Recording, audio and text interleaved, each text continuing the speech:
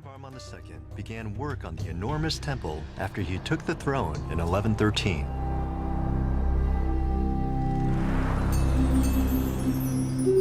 Completed in just 40 years, this temple was designed as a Hindu shrine devoted to the god Vishnu.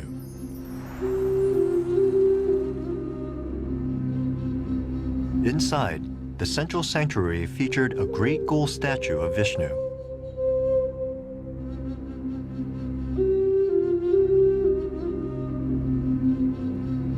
Jayavarman VII admired his predecessor's great temple, and he resolved to build his own.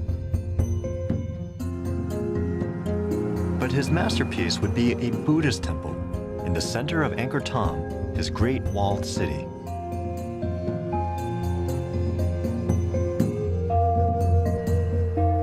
Jayavarman VII's masterpiece is the Bayon, which still stands today.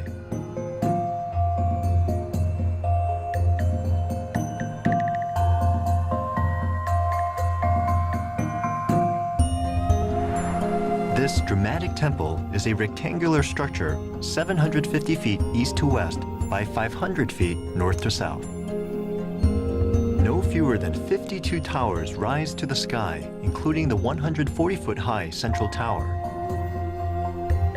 And gazing impassively from the sides of these towers are the carved reliefs of 173 faces.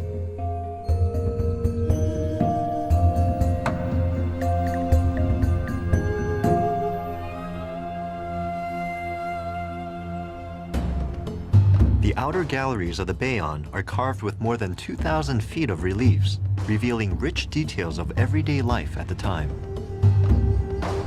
There are images of men enjoying dogfights and foreign buyers harassing topless Khmer women who are selling items on the street. A woman points an accusing finger as she cooks. Her finger is directed at her son, who is wasting valuable time watching a cockfight. There's an image of a valiant Khmer warrior as he skewers an enemy Sham soldier with a spear. There's also a detailed scene of the Sham in their boats on Lake Tonle Sap as they invade Angkor. In the eastern gallery of the temple, the reliefs celebrate the life and reign of Jayavarman VII.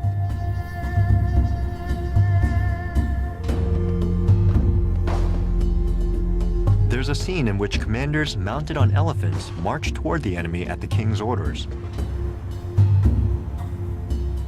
The Chinese soldiers with spears who follow the elephants on foot are believed to be mercenaries.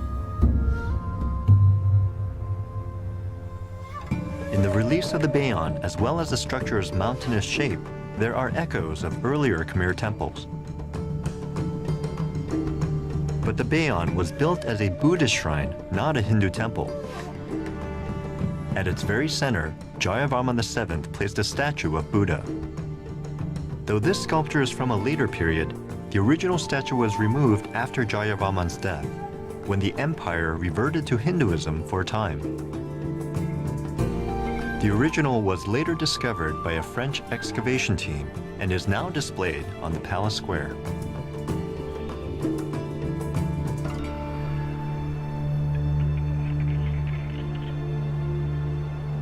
The construction of the Bayon posed many challenges to its ancient builders.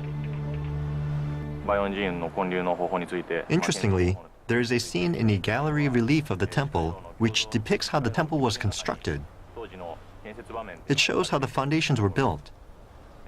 They used sand inside wooden frames in order to accomplish this. The reliefs depict how the foundations were built, how the stones were moved, and how they were stacked.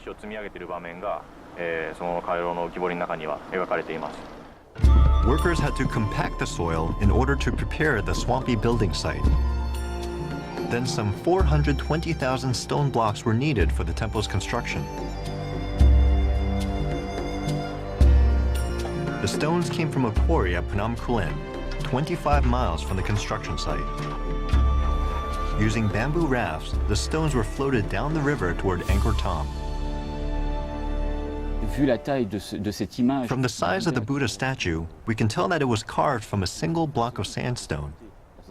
We think they built the central tower where the statue was enshrined first, and then the stone structures were built around that. Starting with the Buddha statue, construction progressed from the center outward, with the central tower going up first. Eventually, more towers were erected, and finally, the tower took its current form when the outer galleries and walls were built.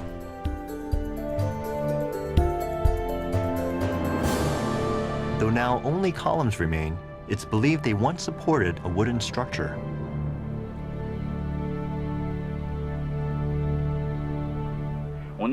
Inside Bayon, there was a wooden structure built on top of a stone framework. Today, only fragments remain from where this structure was secured. This was a common architectural element often used in monuments during the time of Jayavarman VII. That is, from the end of the 12th century to the beginning of the 13th. This sturdy stone wall and door frame suggests there was once a door here. And there are other clues to how the temple once looked. Zhou Daguan's memoir describes the exterior of the Bayon. There is a golden tower at the center of the complex, and there are 20 stone towers surrounding it. In addition, there are some 100 stone chambers. The records of a Chinese diplomat who visited in the late 13th century are quite interesting. They contain information about the design of Angkor and its population. Unfortunately, some of the information is either erroneous or unverifiable. The records mention golden towers in Bayon, but we could not find traces of gold in Bayon. It's similar to a mention of bronze towers in Bapwan, but no traces of bronze were found there either. We think this may be because they painted the towers to resemble gold or bronze. But from an archaeological point of view, we can't prove it.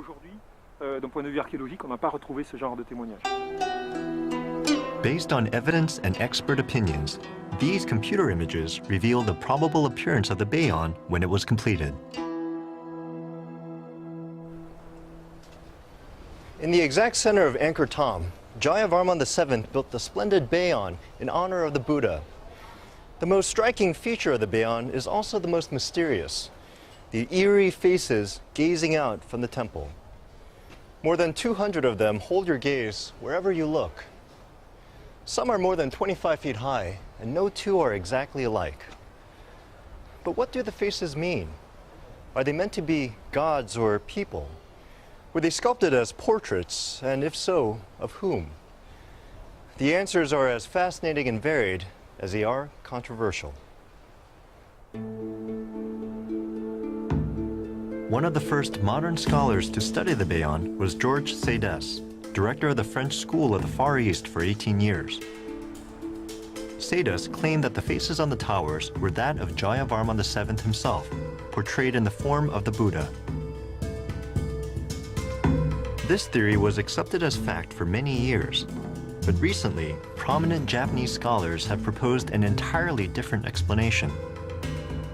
They claim the round faces with almond-shaped eyes are in fact devas, benevolent Hindu gods, while faces with angular features and protruding eyes are asuras, evil Hindu deities.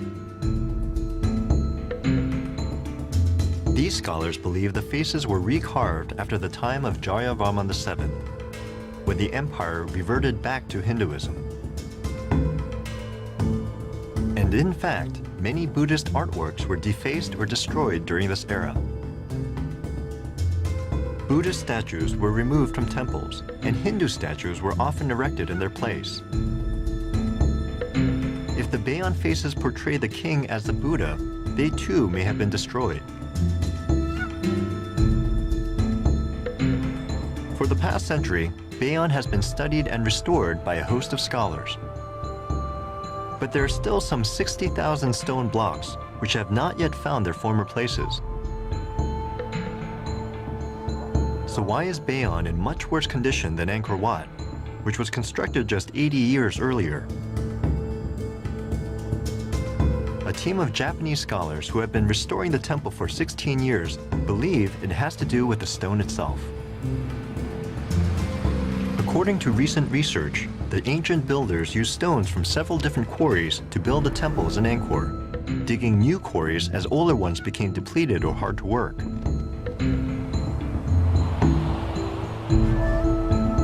So perhaps by the time the Bayon was constructed, the choice of stone was much more limited.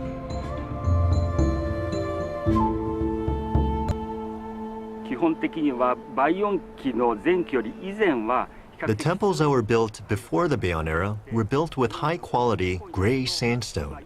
But after the late Bayon era, high-quality sandstone disappeared, and they began using sandstone with yellowish brown and red mixed in it. Bayon Temple was built during the late Bayon era, and the sandstone used in it lacks in quality compared to temples that were built a generation before, such as Angkor Wat.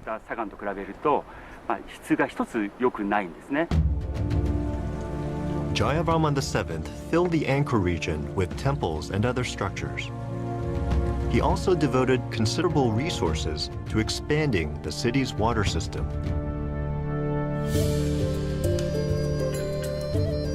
The Khamir's ingenious water management compensated for the extremes of the region's distinct rainy and dry seasons, using a complex network of canals, waterworks, and reservoirs. Rainwater was stored in ponds called barays, then accessed throughout the year via canals. Although Angkor Thom was located far inland, it was a city on the water. You could travel by boat through the canals to Tonle Sap Lake and then sail the river all the way to the ocean.